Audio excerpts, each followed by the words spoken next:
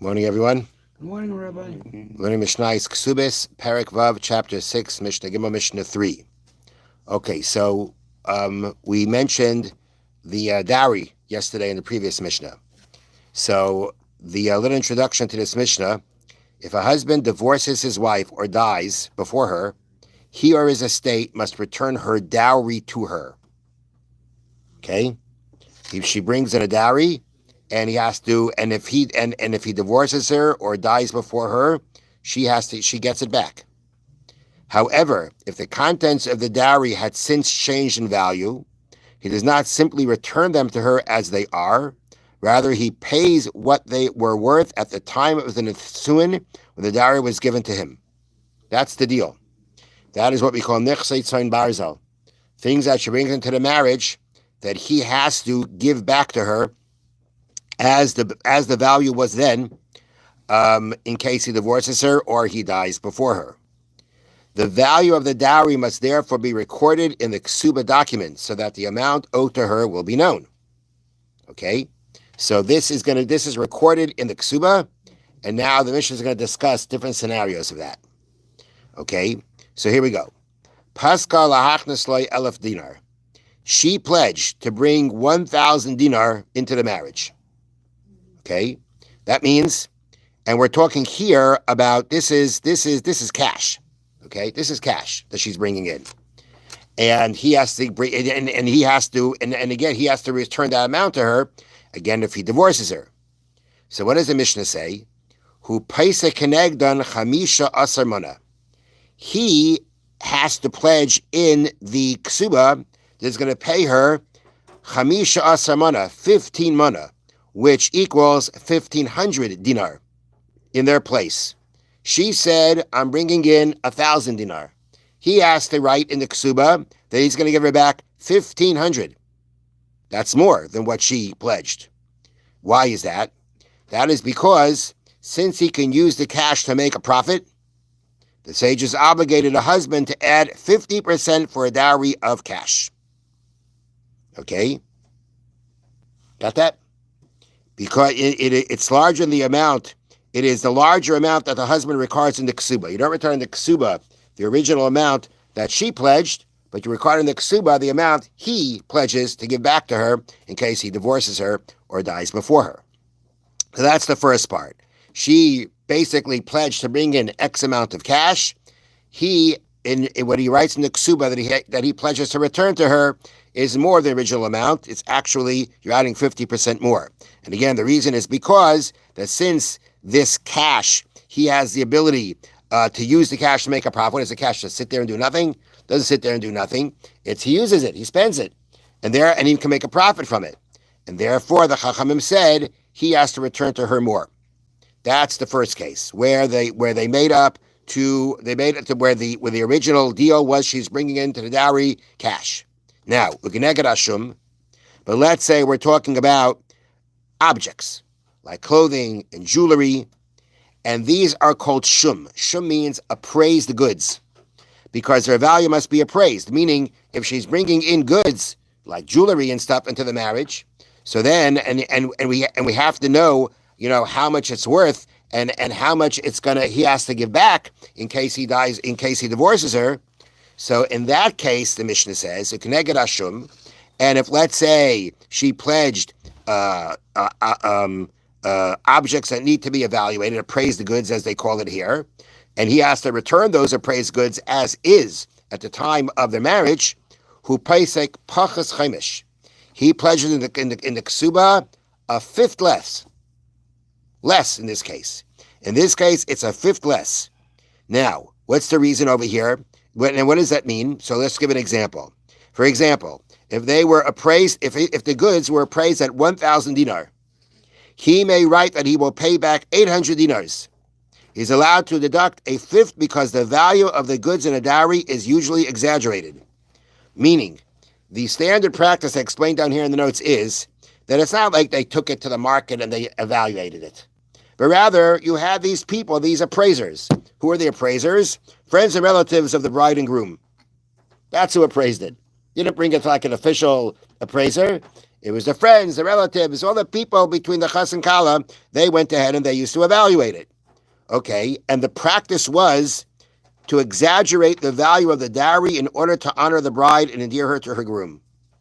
Meaning it was a standard. It was standard that the people who appraised it were these friends and relatives, and the standard was to exaggerate it a bit in order to make the kala be more, look that she's bringing in more than she really is into the marriage.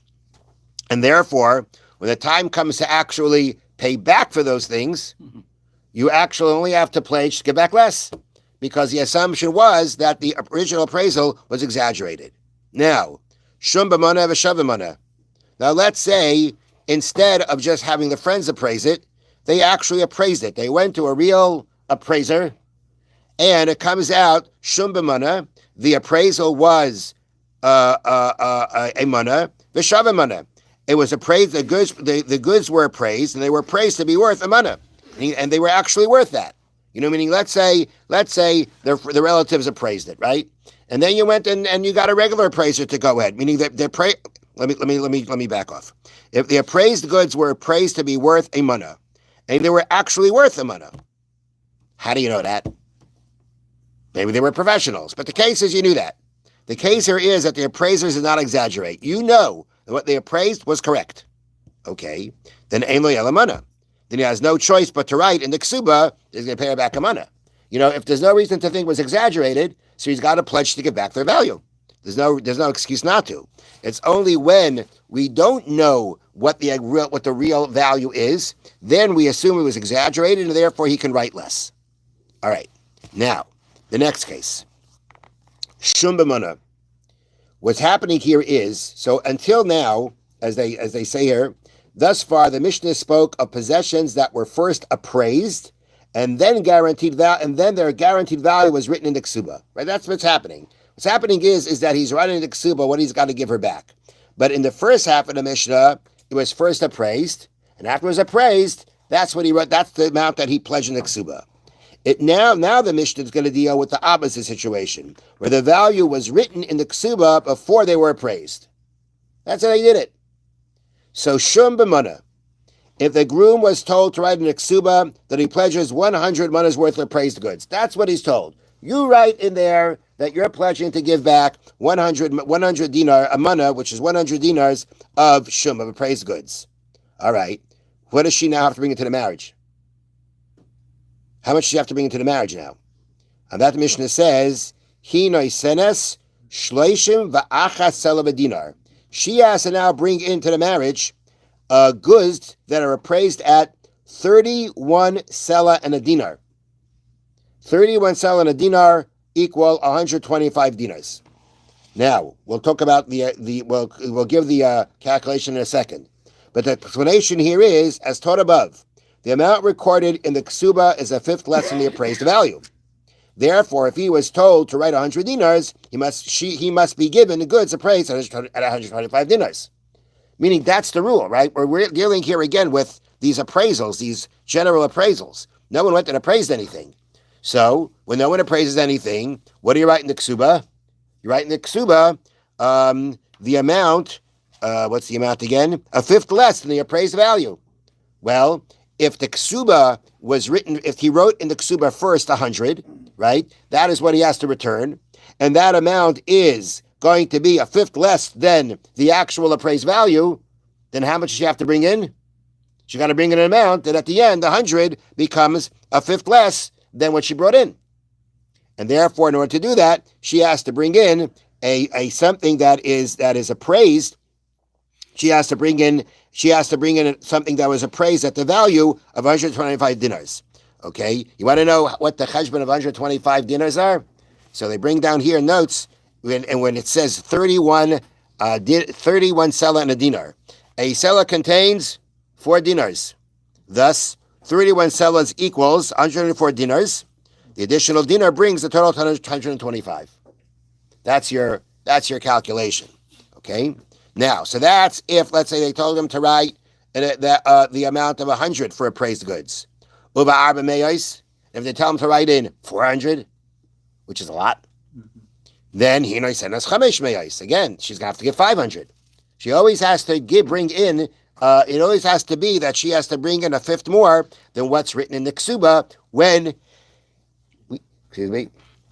we start off with just writing an appraised amount before instead of first appraising and then writing it in.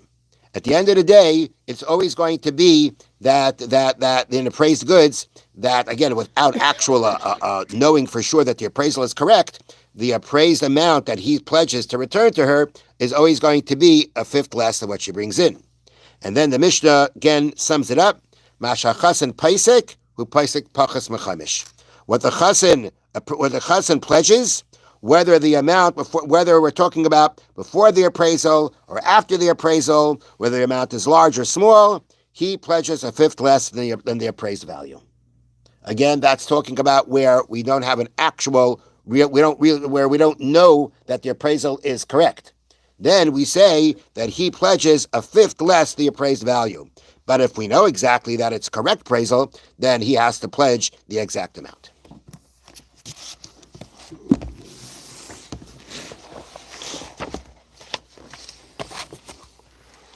Okay.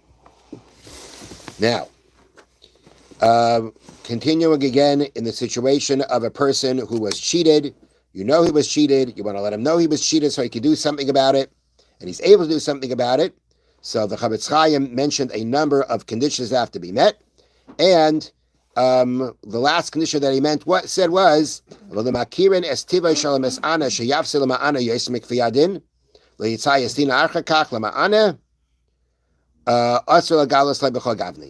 the end of the day, you realize that this guy who's cheated is going to do something to the person who cheated it more than what halach allows, then you can't tell him. At the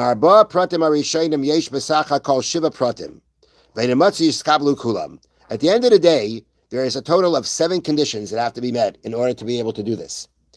And it's not very common that they should all come together. And then even if they all do come together, it helps you, as he's mentioned this before, that what you've said is not forbidden. It's not rechilas.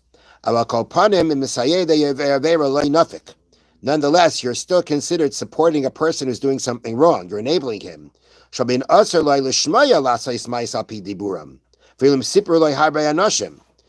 end of the day, he's not allowed to actually believe and act based on what you say, unless you come and even if many people tell you this, unless they testify in Beis Din and Beis Din allows him to do so. At the